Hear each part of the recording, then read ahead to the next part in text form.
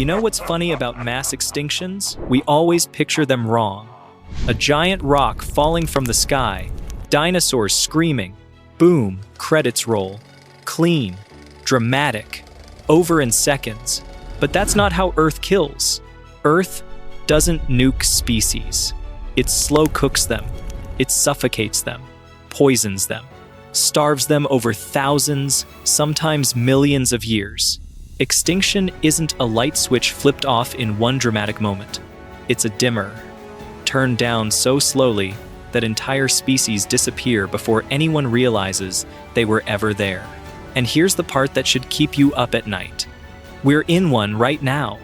The sixth mass extinction isn't some distant future nightmare we need to prevent. It's already happening. The insects are vanishing, the reefs are dying, the oceans are losing oxygen like a smoker losing breath. And most of us, we completely missed it, because humans only panic when they see explosions, not when the air quietly runs out. But before you think this is some new catastrophe, some unprecedented disaster brought on by modern civilization, let me tell you something. Earth has done this before. 5 times, actually. 5 times. This planet has hit the reset button and deleted somewhere between 70 and 95% of all species. And 5 times, life came back. Stranger, weirder, and completely unrecognizable from what came before. So Earth has done this 5 times already. Let's watch how. We're going to look at the 5 times this rock nearly became a lifeless ball of stone, and why each extinction was somehow more creative and disturbing than the last. And then we're going to talk about why the one happening right now might actually be the worst one yet. Not because it's faster, not because it's more dramatic, but because we can see it happening, and we're still somehow managing to miss every single warning sign. But before we descend into millions of years of ecological horror and planetary murder, do me a favor, hit that subscribe button. Because if Earth can delete 95% of all species and keep spinning like nothing happened, the least you can do is click a button. Also, drop a like. Every like scientifically delays extinction by approximately 0 seconds, but it makes the algorithm happy. And honestly, we should probably keep something happy. All right. Earth's first serial killer wasn't a volcano, it was photosynthesis. The first time Earth nearly killed everything, roughly 2.4 billion years ago, it did so with something we now consider essential for life: oxygen.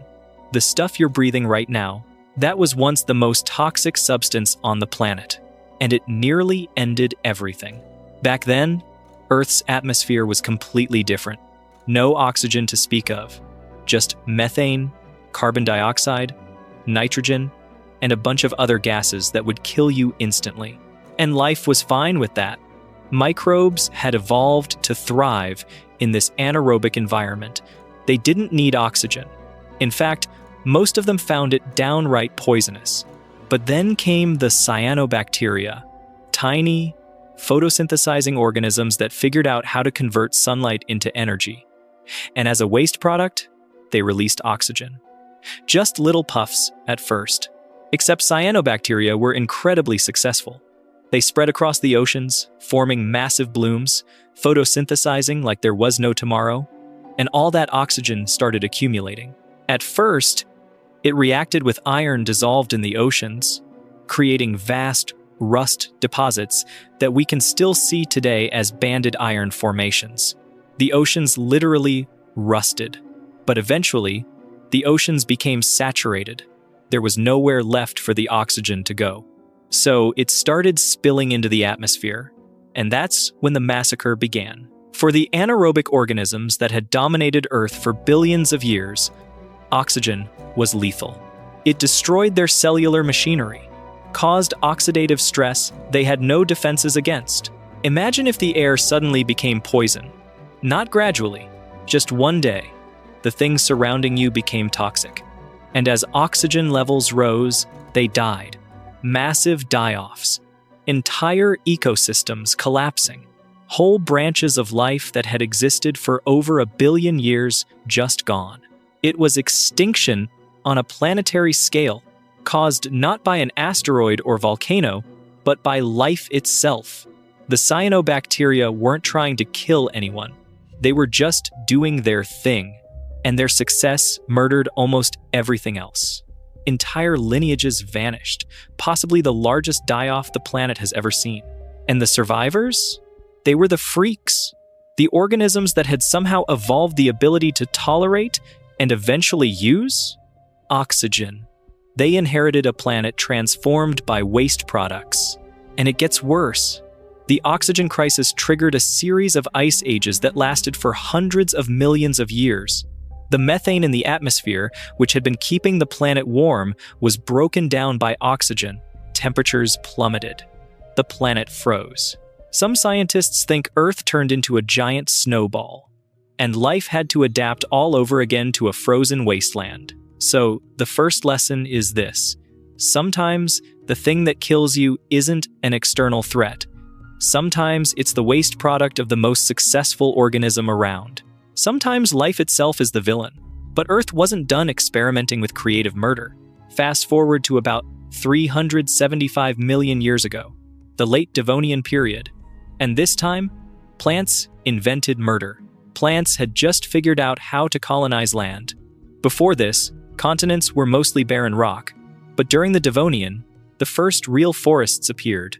Massive, tree-like organisms reaching 30 meters or about 100 feet tall, with deep root systems that could crack through stone, and those roots released nutrients into the environment. Phosphorus, nitrogen, minerals that had been locked in rocks for millions of years.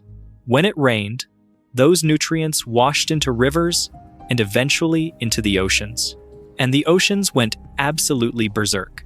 All those nutrients triggered massive algae blooms. Huge expanses of ocean turned green. And when those algae died, they sank and decomposed. And decomposition consumes oxygen. Lots of it. The result was vast dead zones where oxygen levels dropped so low that nothing could survive. Fish suffocated. Marine invertebrates died in their billions. Coral reefs collapsed. And the placoderms, the armored fish that were apex predators of their time, some reaching 6 meters or 20 feet with jaws that could bite through bone, went extinct, almost completely wiped out. Not by competition, not by predators, by algae, by plants doing their thing on land. And some of those blooms appear to have produced neurotoxins. The late Devonian oceans became toxic soup, low on oxygen and high on poison. The beautiful, diverse marine ecosystems were replaced by a world of survivors who looked like nightmare fuel. So nature can weaponize anything, even plants. Sometimes success in one environment means death in another.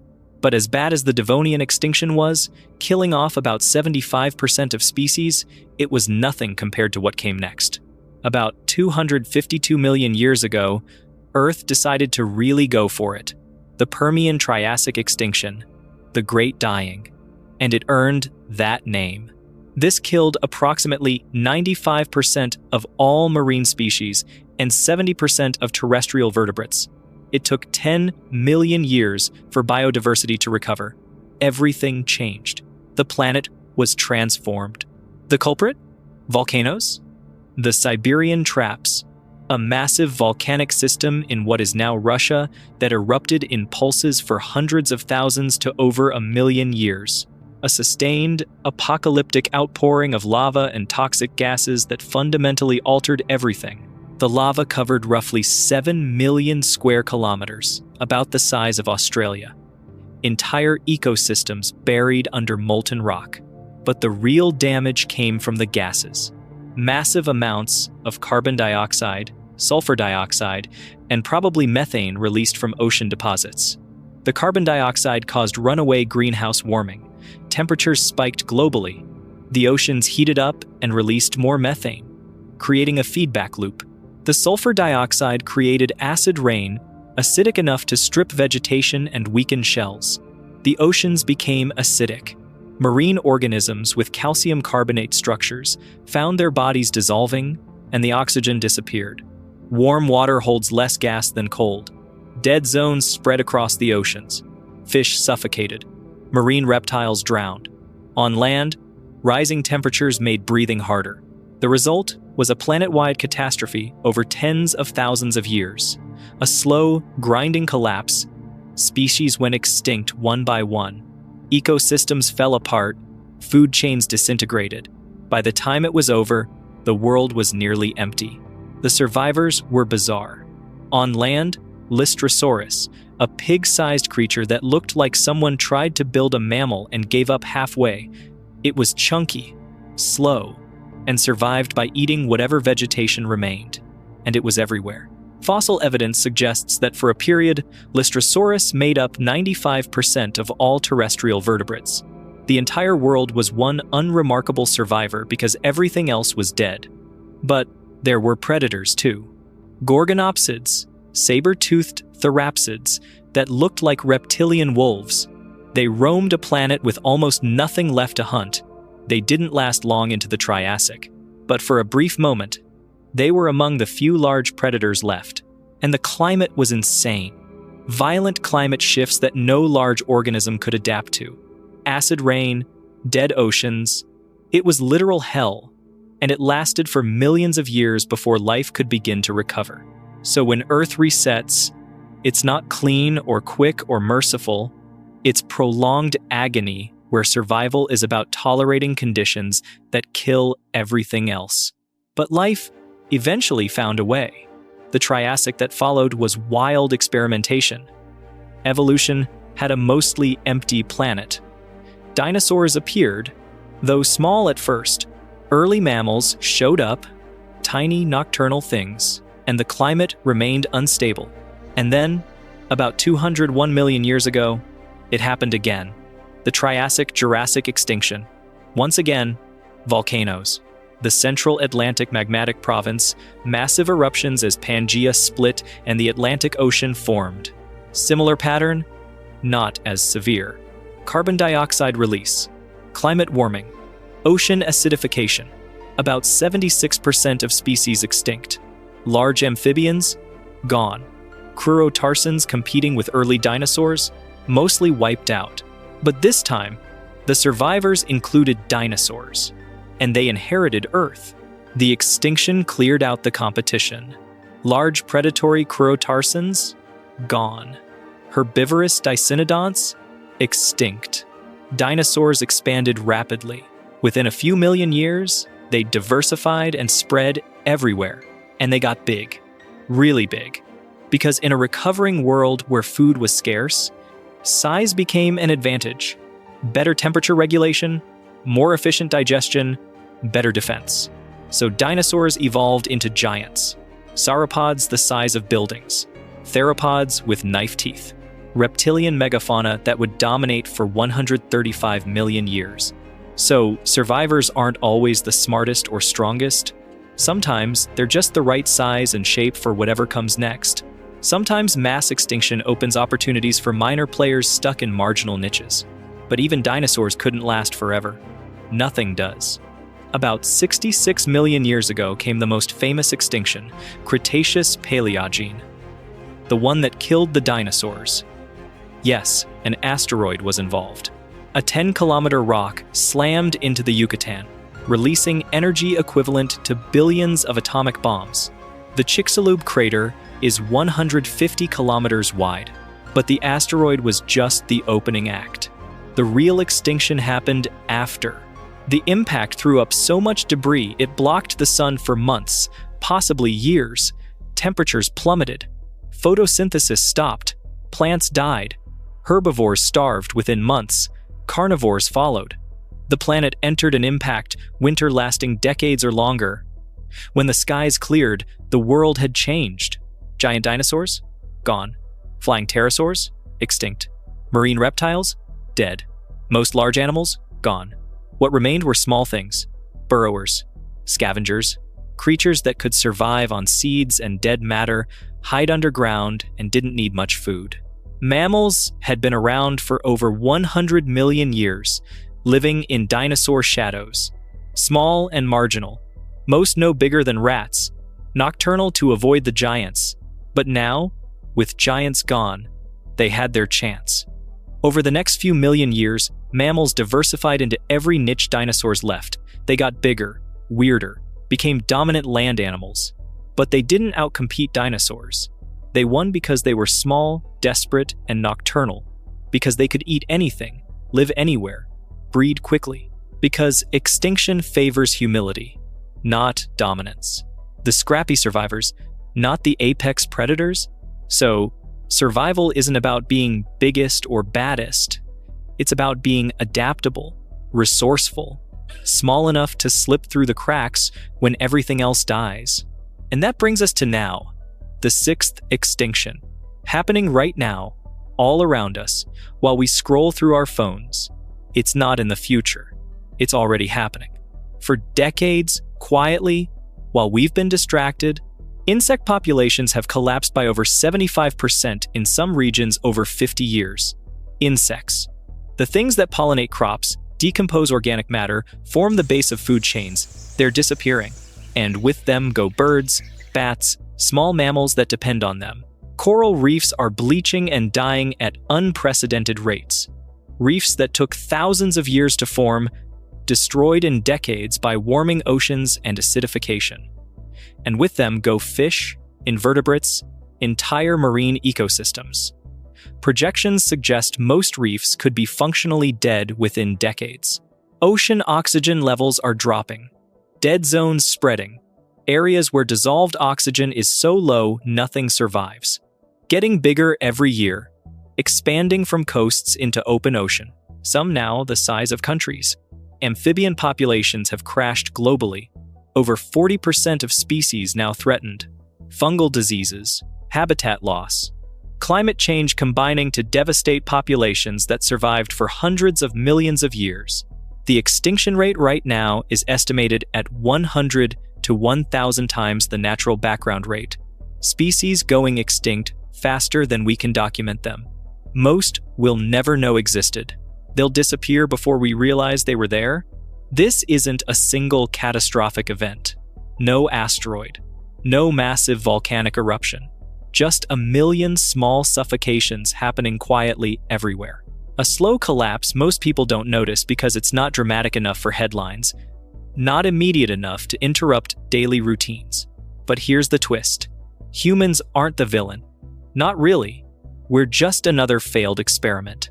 Another species that got too successful, changed the environment too much, and triggered ecological collapse. Just like the cyanobacteria that poisoned the world with oxygen. Just like the plants that suffocated the oceans. Just like every organism that's pushed the planet past a tipping point without realizing it. The difference is, we know it's happening. We can see the warnings, measure the extinctions, track the climate change, document collapsing ecosystems. We have the data, the knowledge, the capacity to understand what we're doing, but we won't choose differently. We never do, because whether we act or not, extinction is already underway. The door is already closing, species being locked out, one by one, ecosystem by ecosystem, until only things that tolerate the new world remain. And history tells us exactly who those survivors will be.